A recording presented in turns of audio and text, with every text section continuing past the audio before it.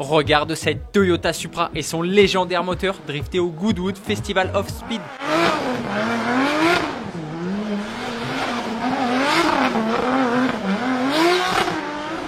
Pas mauvais le pilote, hein. Allez, c'est parti pour ton Automoto Express. Les carburants repartent à la hausse, c'est la mauvaise nouvelle de la semaine. Depuis le 1er avril, en plus de la remise gouvernementale de 18 centimes par litre, les prix avaient tendance à baisser. Mais depuis quelques jours, la tendance s'inverse. Surtout pour le diesel. Son prix en moyenne s'élève à 1,87€ le litre. Pour ce qui est de l'essence, la hausse est un peu moins forte, hein. Le samplon 95 E10 coûte en moyenne 1,74€. Pour info, la remise de l'État sur les carburants doit s'appliquer jusqu'au 31 juillet. Et pour après, on fait quoi? Selon Bruno Le Maire, le gouvernement réfléchit à une solution pour aider les gros rouleurs et les ménages modestes.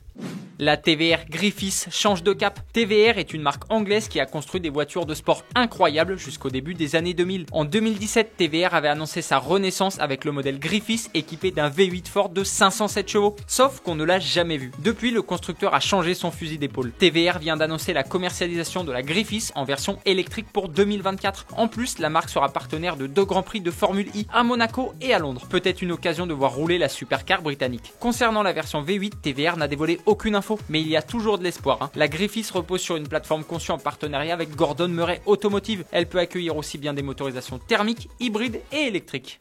Mercedes AMG continue avec le 4 cylindres. La firme à l'étoile lève le voile sur la C43 AMG. Fini le V6 3 litres biturbo, hein. La petite sœur de la C63 AMG est animée par un 4 cylindres 2 litres turbo avec un système micro-hybride de 48 volts. Et les performances sont au rendez-vous, hein. 408 chevaux et le 0 à 100 km/h en 4 secondes 5. Pas mal, hein. Elle dispose même d'un overboost qui lui permet de produire 13 chevaux supplémentaires pendant quelques secondes lors de grosses accélérations. Mais nous, on s'interroge sur la future C63 AMG. Les rumeurs laissent entendre que la prochaine C63 sera propulsée par un 4 cylindres 2 litres turbo hybride rechargeable. Cette C43 n'est pas de bon augure pour les fans du V8. Affaire à suivre.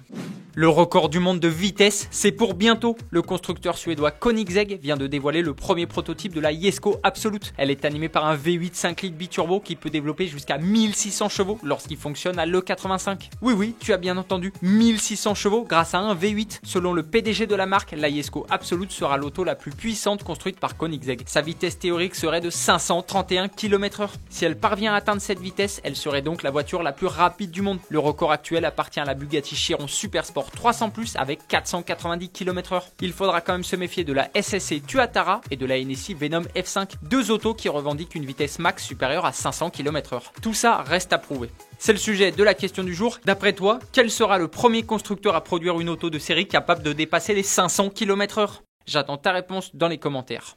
Avant de refermer ce numéro, on va revenir sur la question d'hier. Je te demandais ton avis sur le rachat de Twitter par Elon Musk et c'est cool parce que vous avez bien débattu, hein. Il y a quelques coms qui sortent du lot, comme celui de Robin et Gaëtan. Vous n'êtes pas du tout, mais alors pas du tout d'accord. L'un pense que c'est une très bonne nouvelle quand l'autre compare Elon Musk à un gros bébé. Gaëtan, tu penses même que le patron de Tesla va détruire Twitter. On se quitte là-dessus. Automoto Express, c'est fini pour aujourd'hui. À demain, bonne soirée. Allez, ciao!